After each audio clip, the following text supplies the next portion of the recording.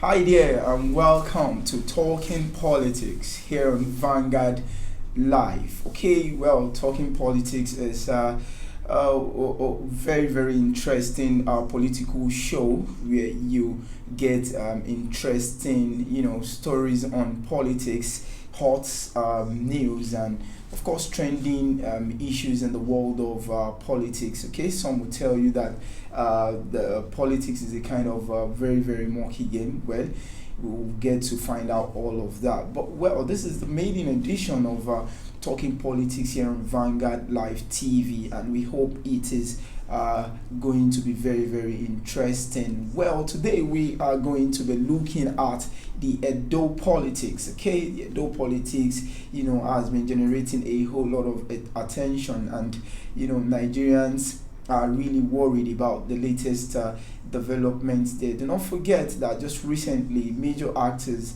in Edo State, the APC chairman, and of course the sitting governor, Gov Obaseki, he has been talking very, very, very tough. Lately has won the APC chairman to stay clear of Edo Election. He has also said that there is no going back on indirect primaries. But of course, the APC chairman, is insisting, on direct primaries. Okay, there is a whole lot of confusion, going all of that. But where I am not going to be doing this alone. Of course, I have a political analyst in the studio who is going to help us make sense of all of this confusion, in Edo State. I have with me in the studio Mr. Ifeanyi Okoye. Mr. Ifeanyi, you're welcome to Talking Politics. Thank you very much. Okay, I know that, of course, as a political analyst, you've been following up with, latest development in Edo State. It is really, really worrisome,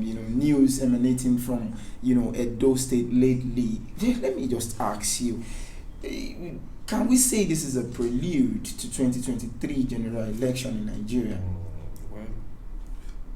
Interest group, like they will say, minority have their say, majority have their way, and I believe it's all centered on the struggle for power. Maybe it might not be 2023, but the factor much which we see at hand, or that is at play majorly now, is this: who controls the heart and soul of the politics in Edo State, because whoever wins will become a determining factor of what will happen 2023 at the presidential level, which will have effect at the state level, which is also Edo State. But it has been an issue since last year between Obaseki and his estranged godfather, who happens to be his predecessor, Oshiomhole. And we who has been nearly following the activities as analysts, up till now we are still yet to factor what is the problem, what is the cause, because various people have tried from different perspectives, but it seems that the issue of peace or negotiation, coming together, reaching a compromise between both people still seems impossible. And with the latest happening now, the so-called estranged godfather, who happens to be Adams Oshiomhole and the national chairman of the party, is insisting there must be a direct primary. All because he wants his own person, in the person of Iyamo, forgetting the same Oshiomhole 2016 stated categorically Iyamo is not fit to become a governor of Edo State, that he lies effortlessly. Asking the Edo people, will you people allow somebody who has cases of EFCC become governor of Edo State? That tomorrow Edo State government house will become where EFCC keep harassing people. That is better if people pick somebody who has been tested and tried over time, that has a proven track record. And he attested to the fact publicly within the cameras as a 2016 election, where he made categorical that the success of his government was hinged around Obaseki because of his experience he brought in from the private sector that helped him build some of the infrastructure without Oshiomhole putting a dime. Then all of a sudden we saw the bitter spill of blood between both parties. and it's not healthy for internal democracy in the country. Looking at what is happening, APC is at the verge of, if not losing, but disintegrating. If they get it right in Edo politics, fine. But if they fail, we should expect more outcome in coming weeks, months. Disintegrating, you just made mention of, and that actually, draw me towards what happened some few days back. A lot of people were surprised, to see that Governor Obaseki had to travel to, to see the APC leader, that's Mashwaji Tinubu Bola Ahmed, and then they asked him that, okay, you went to see Tinubu with few other governors and all of that, and he didn't deny the story actually, but he said that, he had actually gone to meet Tinubu because the party is on the verge, of disintegrating, like you said, but some people said no, that he was actually afraid and he had actually gone to beg for forgiveness. What do you make, of all of this? Well, like I never knew you made such statement, but I was aware when to see the national leader. Looking at it from that perspective, you see the major election we have this year is majorly Edo and Ondo states, yeah. And Obaseki, as a sitting governor who has almost spent 4 years telling you in the public, not content of the meeting, but what he presumed that is likely to happen with the outcome of what is lingering. It's very true. A lot of people don't see that angle, but I can tell you within the APCs, there are crises. And don't forget that before this Obaseki's case, because in less than 2 weeks or 2 weeks, or close to 2 weeks plus, they should be having their primaries. As before the COVID-19 era, or as at during the March period, second week of March, it will be if you recall vividly, Oshiomhole almost lost that seat. But you are actually saying now that Edo State is of primary importance to the survival of the APC. Is that correct? Because it has been a battle. Don't forget the national chairman comes from Edo State. Okay, but the APC lost the election, the presidential election in Edo State. Yes, in 2019. I'm saying it because a lot of interest. We are forgetting that there is election in Ondo State now, because the crisis has lingered so much, and the Godfather, which is national chairman, he stood his foot. Oshiomhole will not return, and he's coming up. He's trying to bring up different allegations. Remember, some governors, the number of governors behind Obaseki are more than those who are against. Who are these governors that are behind him? Well, we have the likes of El-Rufai, Fayemi. But they've not come out to say. They don't need to come out. Remember, he went with about 12 governors, which they never disclosed their identity fully, because he went to most governors went to visit Tinubu, and they went to Abuja with him to see Buhari again, and the outcome of the meeting was what he told us briefly, that they are working for the interest of the party, that they also want the party to disintegrate, and if time is not taken after Edo election, if they lose, if what happened to Zamfara and that the likelihood that happened in Bayelsa happened in Edo. So you are saying the PDP might just take the spoils of war? I didn't say we are just assuming, but it's likely, because after all, we have been hearing the feelers that Oshiomhole has instructed the people at the NWC or NEC who conduct the primaries that they should screen Obaseki out. And Obaseki is threatening him, he shouldn't come to the state.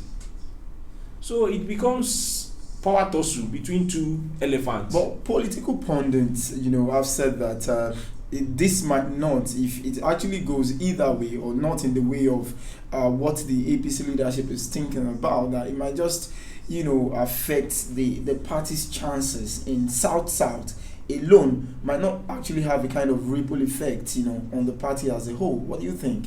South, but not on the national level. Well, you might say South alone. How many states is APC controlling in South? Apart from Edo State. Edo State. So how is it affecting their chance? Already they don't have a stake. Well, they are trying to build momentum from what they have in Edo State. It's far from the truth. Such pundits are not. It's not realistic.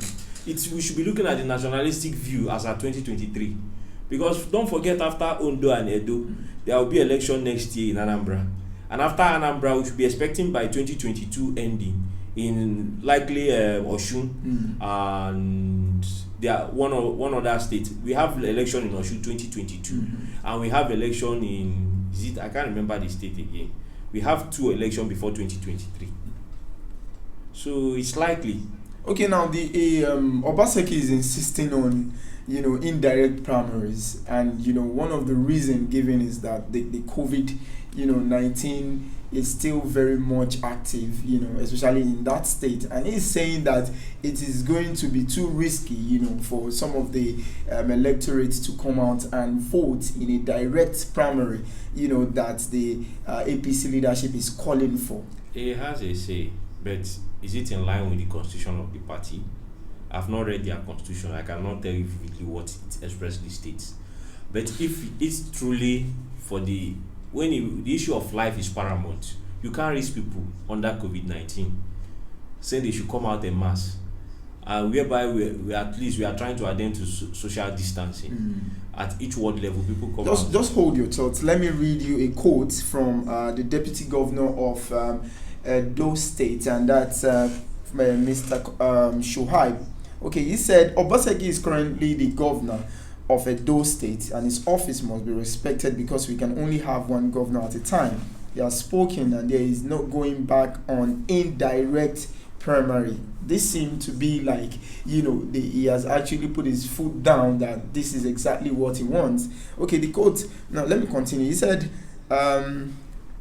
direct primary will heighten COVID-19 transmission and infection at the community stage, and the state is not ready for such emergency. Okay, direct primary is what the leadership is coming from, but some people are saying that the governor is kind of scared of direct primaries. Of course, we've seen other reports where the special advisor on media is saying that whether it is direct or indirect, he is going to win. But the deputy governor today is saying that no, they shouldn't go the way of direct primary. What is really happening? Well, before now, we've always known from 1999 the structures and organs of the party with the states are always with the state governors, and there is little the National Working Committee of the party could do, because literally those governors are the one funding the party at the national and at the state level and the local government level. But looking at it from a different perspective or from their constitution, I think the essence of direct primary is to reduce cost in the internal, to reduce cost and through the internal democracy, make it more credible and deepen it. But if you are asking people at this pandemic time, whereby a lot of precautions are being taken, they should come out en masse to vote directly for their choice candidate. I think at that stage we're supposed to put some checks and measures. To me, it's not workable. But on the other hand, the fear of Oshiomhole and other people believe that if they put up an indirect primary, the governor will buy his way. Well, so whether direct primary or indirect primary. Okay, let us look at the performance of Governor Obaseki in the last 4 years. Okay, do you think his performance, is enough to bring him back to power? Obaseki, let me start from his antecedents. Obaseki has been in the private sector. He has worked briefly with Dangote. In fact, he was part of people who helped restructure Dangote as a firm and put it to where it is today. He's the brain, one of the brain behind Dangote. Then he came from the private sector into governance. So, which even Oshiomhole attested to his performance during the period he was governor. Because Oshiomhole said he knows nothing when it comes to finance, that he only knows administration. Obaseki was more of the administrative part. He said that? Yes. Okay. So, looking at the whole scenario of Obaseki, I think he has done well, because the level of kidnapping over time has reduced compared to what we used to know in Benin. Because if you are in Benin today, before you move 10 meters, you will see some group of checkpoints headed by SARS. And if there is nothing he has done, he has made ease of movement and businesses for people to come in the city and do business, because Benin is a very dreaded place. So Obaseki has tried. Then coming to the issue of human capital development, agriculture, I believe he has done something. Coupled with some of those returnees, which the state brought in last year and last 2 years, which he empowered some of them and set them up. And he has been one of the governors, especially Benin known for what it's been known to illegal migration, people going through the Mediterranean Sea in search of greener pastures. At least he has championed the cause of at least let the youths in Benin do away with illegal migration outside to foreign country, which sometimes most of them get killed or they get imprisoned. You feel that alone is enough to ensure victory at the polls? It's not only that. In terms of transportation infrastructure, Obaseki is trying. But looking at the issue of there's a man by name called Tony Kabaka. He's one of the thugs of Oshiomhole. He said Obaseki, they work for Obaseki. That's your own opinion. No, it's on social media. Well, we cannot verify that. I will check it. Check Tony Kabaka. But there is no any stated fact that he's a thug to the APC chairman. It's one of his. He said he worked for. But that doesn't make him a thug of Adams Oshiomhole. Well, but that's your opinion. It might be my opinion, but it's a known fact in Benin that it's a known fact. To decide. He said Oshiomhole, he worked with Oshiomhole, and Oshiomhole instructed them to work for Obaseki, and they delivered Obaseki, but it was time for appointment and sharing of portfolio that they were not given anything. How do they survive? So all of this problem is brewing as a result of I don't want to say greed, but then because of some kind of failed promises. That's close to election, Obaseki is calling them to take board. Now what will they use it to do? That time is gone. Okay, let me. There's a video we're about to play, but before then, I would like you, to respond to this. Okay, some people have said that Eze Yamu, that was, labeled as a thief, by quote unquote the thief, by the APC chairman Adams Oshiomhole. That was in 2016 election, and now he has actually brought him to run against the incumbent, Governor Obaseki, whom the APC chairman campaigned for vigorously, in 2016. But after this video, we would like you to respond, to this question, because a lot of people are thinking that what could have gone wrong, within that space of time. That how can you campaign, in such vigor, and then giving the tenacity and all of that, that was given into that campaign. Went wrong? Yeah, what could have gone wrong? That is now leading to all of this issue, because of course it is very, very unhealthy, and like you said, it might actually cost the APC, the state, But after this video, you would respond to that question. By the special grace of God, who reads the heart, who knows the heart of man, who knows the past and the future, who knows the beginning and the end. He sees what we don't see. He knows what we don't know. He knows that Godwin, he comes from a large family in Benin Kingdom. He went to school. He finished his secondary school. He went to University of Ibadan. He finished. There were no issues. Fly colors. He went to US. He did his masters. He came back home. He started helping people to set up businesses, to manage businesses. He helped to set up many banks, including several first generation, second generation banks. Then he came home to give support to me, to bring on board what I do not have. Because I am not a finance man, and he became the chairman of our economic team. So, everything we have done, the road from Abra to Zenema, Godwin had hand. The road from here to Uboha, Godwin has hand. The schools here, Godwin has hand. the water everywhere. Godwin has hand. He has been part of the tradition. He knows the vision. He knows the mission. He knows the target. He knows where we are. He knows the challenges, and he knows how to overcome them. To deliver all that he has promised, he will do. It's a family tradition to keep our word. That is what APC represents.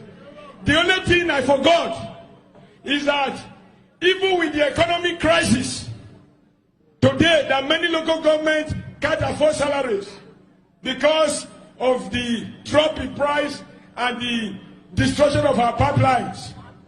Samopo, I was here when we commissioned the market for Uromi market women. Correct or not? Now you just ask me. Come on now. You just ask me. What can Yakubu say is his outstanding accomplishment when he was local government?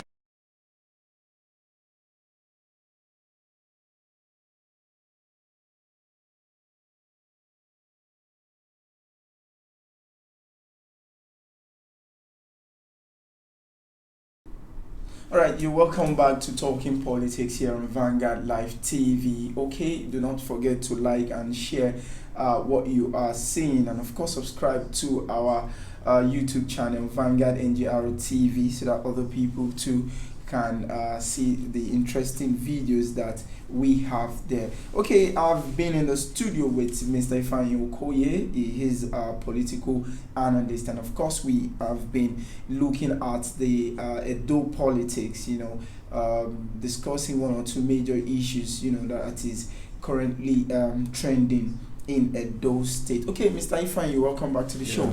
Okay, you saw the video, and in that video, Oshiomhole was campaigning for Obaseki, giving him all kinds of very, very good accolades there. Okay, what has gone wrong this time around? It's still what we are here to fathom, because if there's anything, maybe like I just want to relate what one APC loyalist who claims he worked for the party by name Tony Kabaka. I want to collaborate what he said to what the APC national leader said about his estranged son, which was Ambode. Said Ambode was a good administrator. He did well in Lagos, but was not a good party man. So the same Kabaka, Tony Kabaka, who by name, I don't know how to describe him because I don't know his job description, but he's been known as a thug in Edo State politics. But he said Obaseki, they worked for him and they made sure he was delivered in the state. But it's unfortunate Obaseki abandoned them. That the party structures that work for him, it was time for appointment and sharing board, he couldn't give them anything. Appointment and sharing boards and all of that. Don't you think that the governor of Edo State, Adams Oshiomhole, is being untwisted, to become like a stooge, to some godfathers, or some APC leaders? Well, what do you make of politics? Is give and take. You cannot eat your cake and have it. You should always have that in mind. And remember, in the game of politics, everybody is needed. Nobody should be sidelined. But the way you go about it is what matters. As a governor, you are in charge. But remember that there are other people who you need. So I don't know how to describe it more. Obaseki is the governor of Edo State. Because I can remember vividly, as at last year, after the general election, before they swear in the House of Assembly members, when they were having those crises, he said, I cannot be a governor and not be a governor. So that sounds very deep. I can't be a governor and not be a governor. So he's just trying to tell you, in a nutshell, you don't expect me to answer governor, while the roles and functions of a governor, the powers accrued to him, I will not use it. I will not exercise it. So of what essence do I answer governor? Or am I addressed as a governor? So I believe that some certain group of people are just trying to box him to a corner, and he becomes subjected to their own decision. And that is what I believe he doesn't want. Well, it's one of those things that, like you said, that we find in Nigerian politics, and of course, even in the world politics. Yes. Because recently someone was pointing my attention, to the kind of politics that is going on in the U.S. Okay, but today that's not what we want to discuss. Okay, right now, what do you think we should expect in Edo State? Like you said, we have less than 3 weeks to the primary election, and the whole thing is getting very, very hot and interesting here. What exactly should we expect in the coming weeks? Well, expect more of back and front court orders. Expect unusual killings, political killings, masterminded killing, couple of weeks. But why would anyone want to go that far? Well, we don't wish so, but the political atmosphere is getting tensed, and now at this period of time, nobody trusts each other. So everybody to attend to Israel. So expect killings by so-called political rivalry in the state. Expect back and front court orders. And expect also betrayal, cross-carpeting in different camps by the two, whether the pro-Oshiomhole or pro-Obaseki camp. So it's allowed. And lastly, expect thuggery. But do you think the APC national leader, Bola Ahmed Tinubu, has a role to play, in quelling what I can say, the kind of unrest that is looming, because that's really looming from all indication. It seems as though there is an unrest, looming. Yes. So what do you think? Do you think he has a role to play? Because if he does not, I doubt the governor of Edo State would have gone to see him. I think he has a major role to play. Tinubu has a major role by calling the National Working Committee of the party, most especially people who conduct the primary, who will be sent from the Secretariat of Abuja to Edo State. But on another ground, it's left to Tinubu to interfere with the National Working Committee, and the remaining job is for the Edo people to decide who they want. Tinubu can only mediate peace within the warring party at the national level, but not at the state level, because the wish and will of the Edo people supersede the decision and interest of the party leadership at the national, which is Tinubu and the so-called people. Where is President Muhammadu Buhari in all of this? I thought you heard his comment a few days ago when Obaseki went to meet him. He said he can only endorse him, but the decision still lies with his people. He should go back and meet his people. That's a very interesting one. Okay, if you are just joining us, it is still Talking Politics here on Vanguard Live, and I've been with Mr. Ifeanyi Okoye. Do not forget to like and share our pages, and of course subscribe to our YouTube channel, Vanguard NGR TV, and do not forget also to visit our website www.vanguardngr.com, where you can find breaking stories that are of very great interest to you. Okay, Mr. Ifeanyi, this is all we are going to have for today, but I promise next week we would be looking at updates on Edo politics, and I hope you are going to be here also. All right. Okay, it is bye from here. We hope you join us also next week, and of course tomorrow we'll be having another interesting topic on opposition and politics in Nigeria. By the special grace of God, who reads the heart, who knows the heart of man, who knows the past and the future, who knows the beginning and the end, he sees what we don't see. He knows what we don't know. He knows that Godwin, he comes from a large family in Benin Kingdom. He went to school. He finished his secondary school. He went to University of Ibadan. He finished. There were no issues. Fly colors. He went to US. He did his masters. He came back home. He started helping people to set up businesses, to manage businesses. He helped to set up many banks, including several first generation, second generation banks. Then he came home to give support to me, to bring on board what I do not have. Because I am not a finance man, and he became the chairman.